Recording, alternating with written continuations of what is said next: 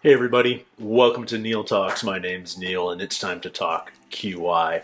This week's viewer request takes us back to Series I, Episode 2, International. I believe this is another David Mitchell episode. I've had a bunch of David Mitchell episodes lately and I'm loving it. He's always been one of my favorites ever since I discovered Would I Lie to You? And it's great seeing him on other formats that are a little more forgiving with copyright. So I expect more rants. I expect more intelligent commentary, and I expect some dirty looks between him and Alan, because they seem to have that energy, especially if they end up on the same side. Nevertheless, don't know who the other guests are. Not sure if there's a particular moment in this episode that I've been guided here to witness, or whether it's just another great episode in general. I'm eager to jump into it. I hope you are too. So let's settle in for episode 2 of Series I, International. Pilot Captain Fry. Good evening. This is Captain Fry speaking in, I hope, a very reassuring tone. International man of mystery, Jack Dee. Ah, nice. He'll be grumpy. Global phenomenon, Bill Bailey. Oh, it's a Bill Bailey episode too. Sweet.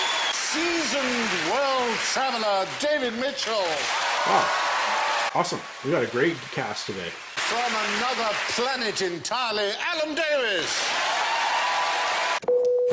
I shall dare to Inverness, Gate B.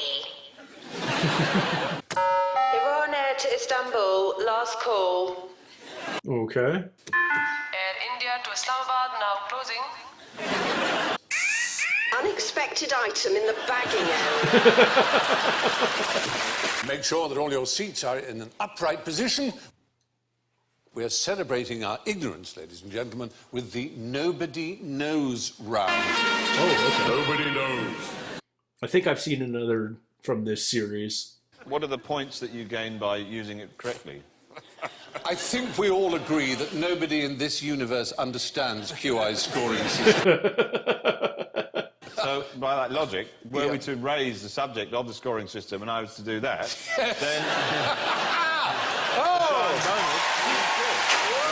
God damn, you're a genius, Bill Bailey. If it were, in the hypothetical round, a question, what is the QI scoring system? Yes. And then nobody knows this. What would happen to the person that does the QI scoring? Would they not then feel rather sad? They at least, presumably, are sitting there thinking that they know. His name is Colin. He's very brilliant. He works for Lumina, the scoring system people, and he knows what he's doing. No one else. There's a company out there responsible for the scoring system. That's right. They must be laughing all the time. Just a random number generator.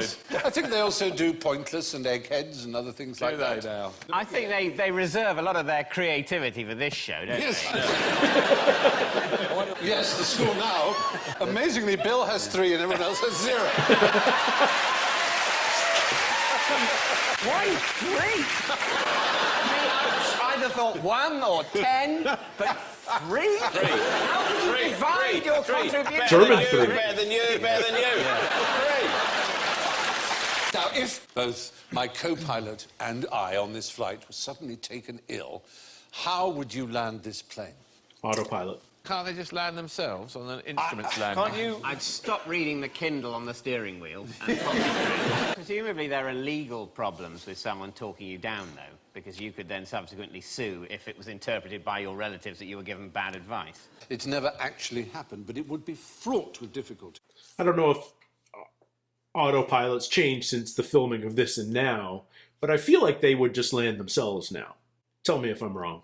Stephen, am I allowed to say that in your uniform how incredibly unlike a pilot you look? So what do I look like instead?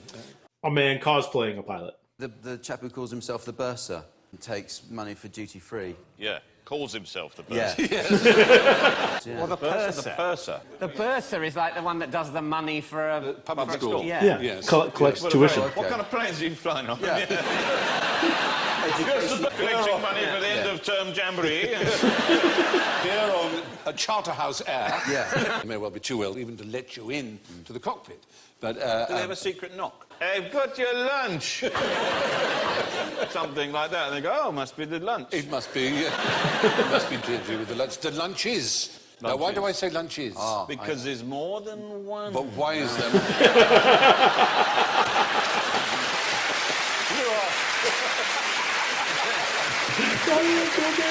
You are accruing points at a fantastic rate. God, I tell you what. Up to 5. There is an auto-land system. There's no way of flying it remotely, then, from the ground? Like with just somebody with a Wii or something, you know. If it was an intelligent person and the plane was already on autopilot, they could be talked down. There's a 1 in 10 chance the plane would survive the landing. If it was not already in autopilot, probably 1 in 100. This is not reassuring. It's not, is it?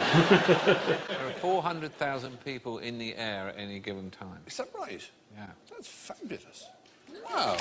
Trampolining is a very popular sport. I think I heard it once in a pub. So there are points if you can give me within 5 years when the autopilot was invented.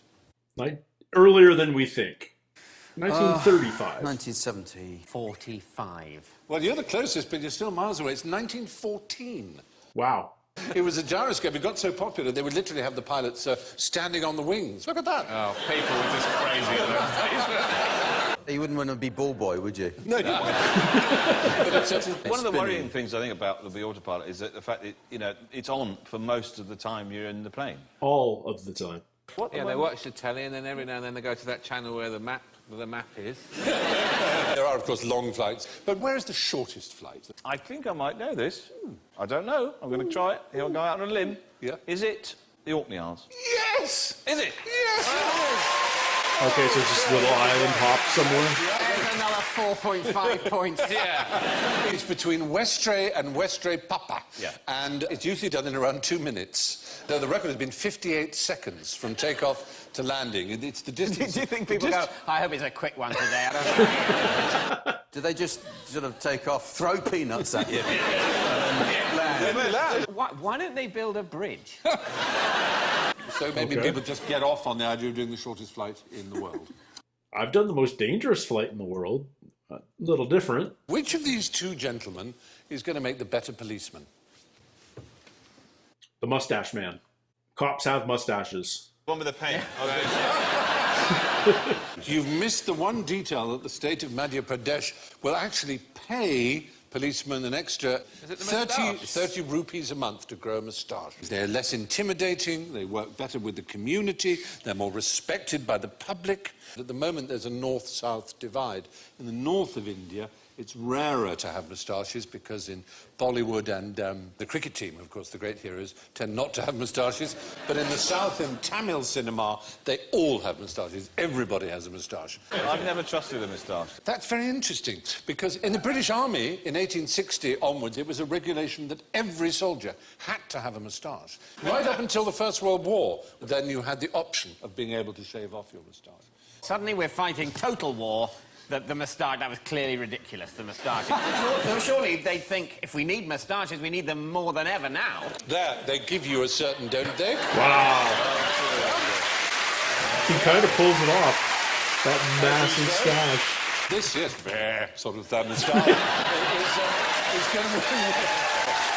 Thank you. I'm just imagining, Stephen, that moustache is going to have its own website by the end of it.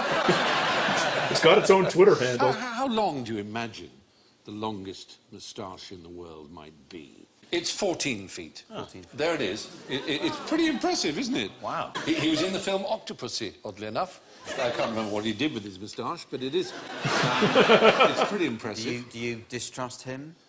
Deeply. If he turned up and said, like, to do a bit of woodwork in the house, you know, and he just did, well, I measure 14 feet. Well, Only in the Navy that you're allowed to grow a beard. Right. Yes. Oh, okay. There was a rather good story about Disney some years ago. There was a furious email sent out to all Disney employees. The Disney Corporation takes strong exception to the use by some employees of the phrase Mauschwitz to describe the Disney company.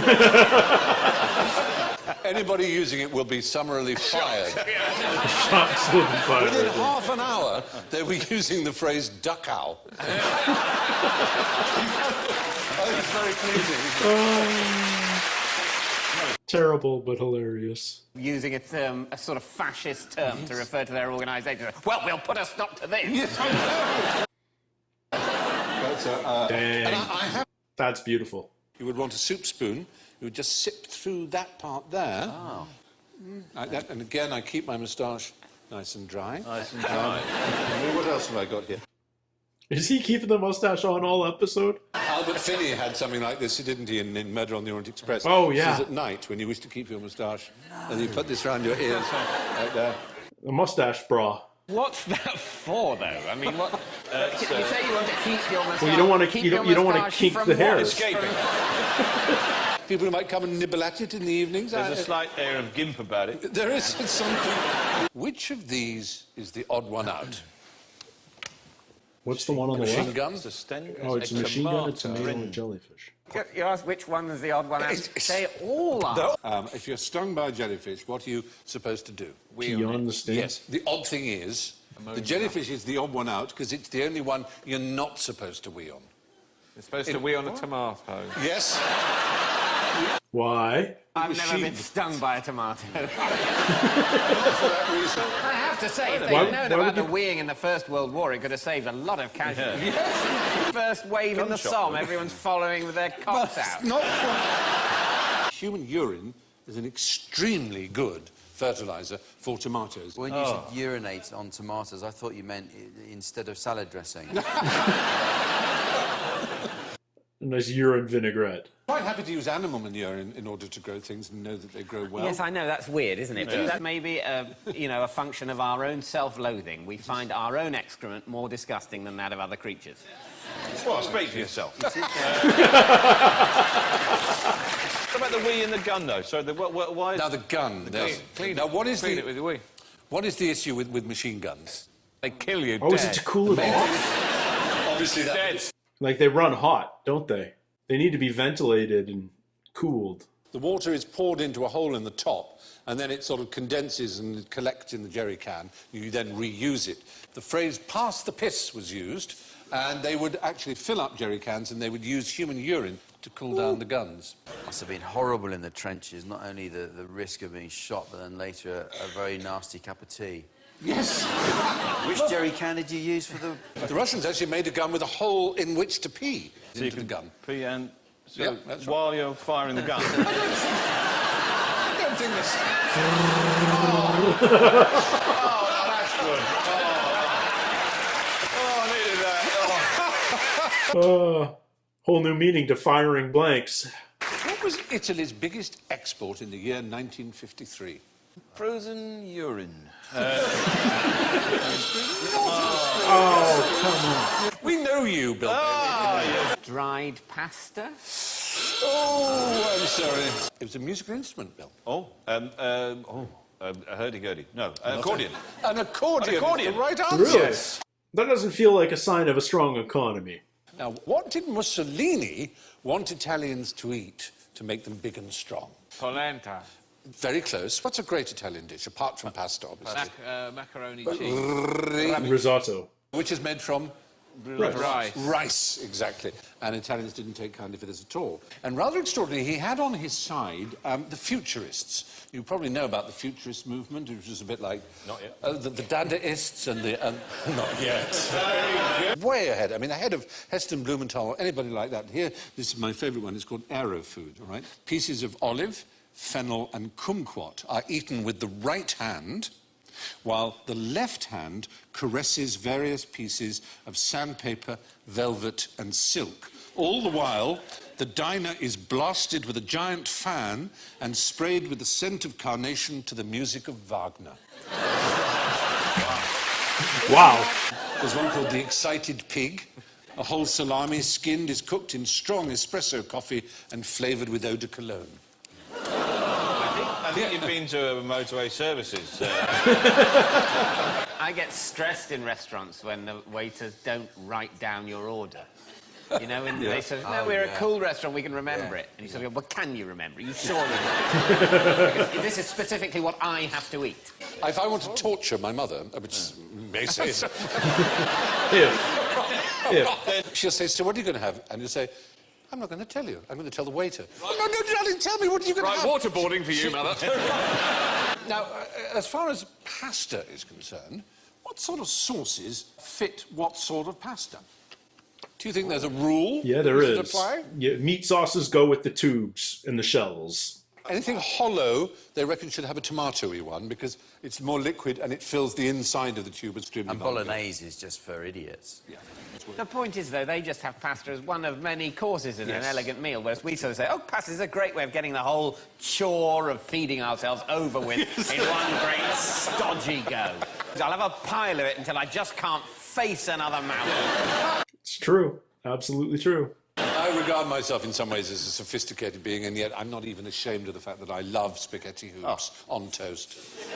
The thing to do with pasta is to put it on toast. So what you do after a show, you go home and get some spaghetti hoops, heat them up, put the toast on, turn all the lights out, put the blindfold on.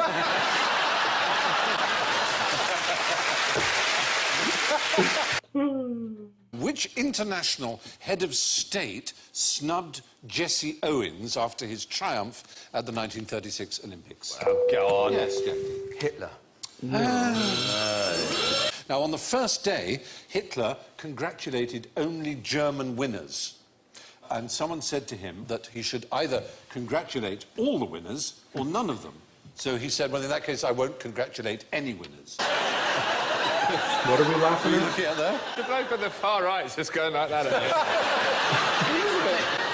That bloke on the far right, Hermann Goering. The bloke on the right. I think surely they're all on the far right.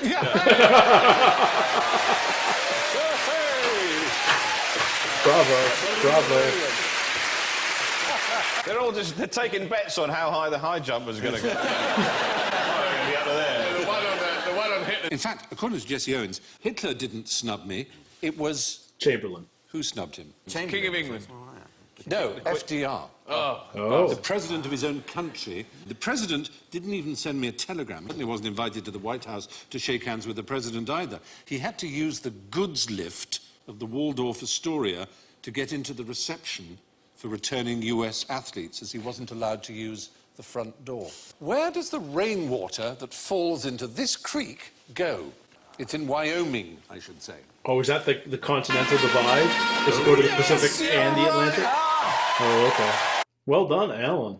Rainwater that falls one side of the continental divide will drain into the Pacific, the other side will drain into the Atlantic or the Gulf of Mexico. But in this particular place, it's called North Two Ocean Creek in Wyoming. It just nobody, as you rightly say, knows. Name the world's largest pyramid. It's not the one with kiosks. Is that one in the middle?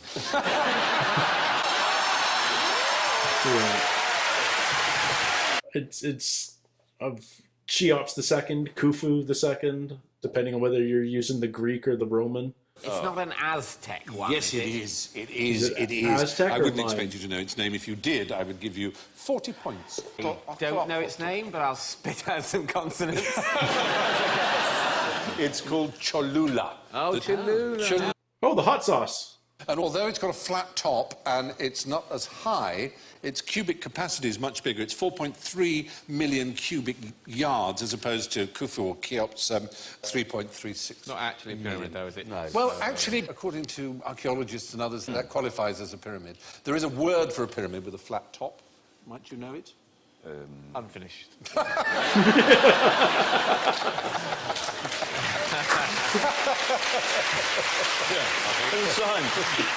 It's called a frustum. Name the world's fattest country. So it'd be Russia. Yep. Tonga. Not Tonga, no. Samoa. Fiji. Or the US. No, but you're absolutely in the right area. It begins with N. Not Tonga. North Tonga. Did you say N or M? If it's N, it's got to be Nauru. Nauru, exactly. Yes. They get rather upset at being called the beast, and they say they're a stocky people and that... Big-boned. Big-boned. When was the First World War first named as such? Started the Second the World outbreak, War. the assassination of Archduke Ferdinand. You think they called it the First World War straight Before away? it started. Yeah. It's going to be some point No. after 1939, isn't it? Excuse me, I think I said people in the box is after 1939, Yes, which it may did. contain 1939, but does not mean it. No. Well, No, point of order. No. After 1939 and after the Second World War are not synonymous. Now, this is just giving you time to type after 1939.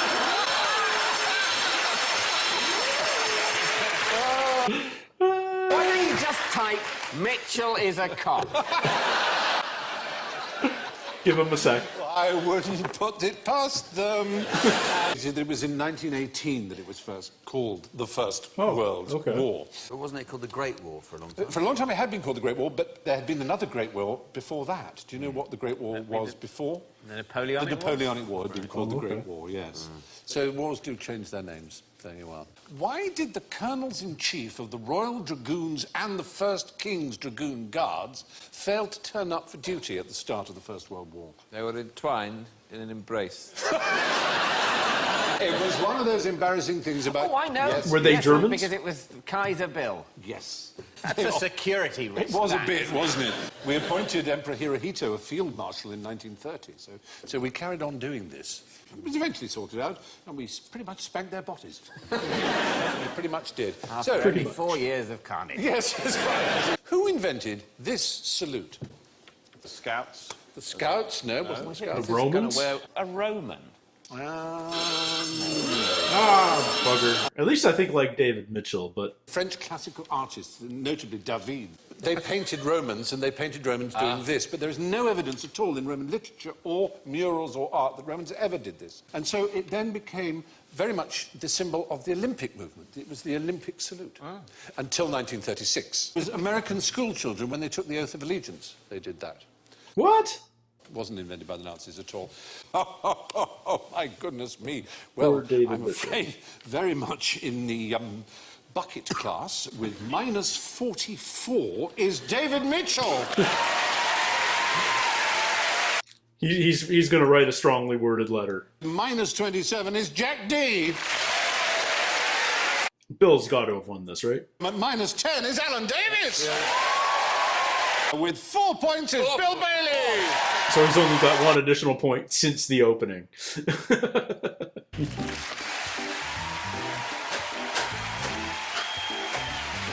Really solid cast. I feel like Bill and David end up on the same episodes a lot. And I'm not complaining. I just feel like there's a lot of overlap there. They're really both incredibly smart, but very different personalities, and yeah, it just works well together. With Alan sort of splitting the difference, and then whoever the fourth one is almost doesn't matter. This was one of those episodes that I don't feel it had, that particularly memorable moment. If you discount all the, no, you know what? It's the David Mitchell rants every single time. Like, I'm gonna remember, like, going off about being precise with dates. He's sometime after 39 isn't 39, or after the war. It's different, and he got 3 klaxons for that. He would have beaten Jack if the scorekeepers were a little more precise with their syntax. Nevertheless, I feel his pain, but he plays indignant so well. I mean, yeah, obviously it's his natural state, but he also he embellishes, I suppose, would be the way to put it. I'm convinced, that's the way to be a successful comedian, is you be yourself, but you be more of yourself. You amplify it to a degree. You let it grow. You find that thing that is essentially you, and you just make that more of you. And it works. It works really, really well. I mean, he's got such a distinct style, and everybody who knows David Mitchell knows exactly what he's about, because he embraces that so well. Anyhow, another lovely episode. I'm smiling. I was laughing. Exactly what I wanted from an episode of QI. Thank you for those of you who recommended this one to me. And until next week, everybody, take care, stay healthy, and we'll see you soon. Cheers.